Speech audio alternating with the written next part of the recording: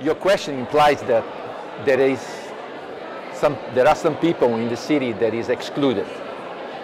So an inclusive city is a city that recognizes, respects and fulfills the rights of their citizens to live a life in dignity, in safety, in an environment that is provided with the basic needs.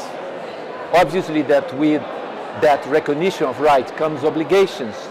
So when you have a relationship between the state, the local government and the citizen, you have the exercise of citizenship, which has rights and obligations. So an inclusive city is the one that consults, that it's open for a dialogue, and that actually involves people and empower individuals and their organizations in decision making about the future and present of their cities and neighborhoods.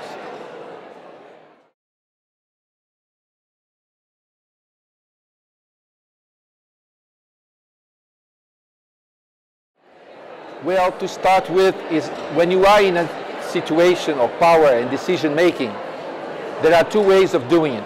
One is that I decide alone because I have the mandate to do so. I may consult you and ask you whether you agree with that or that option. But I can also put the question back to you, say, okay, we have a problem. What do you think would be the best solutions? Can we find a way where you think it could be a way we can find solutions for this problem? So let's analyze the problem together. Now, obviously, it's very easy to say, but how do you do that? In a city of 3 million, there are many ways. You can create a regional forum as a politician, as a decision maker.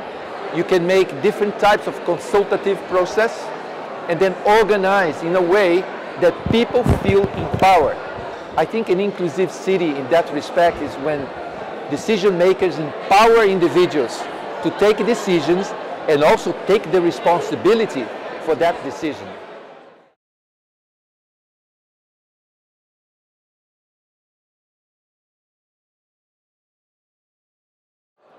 Now I go back to what the information that we at UN Habitat is collecting about cities. Cities are becoming unequal all over.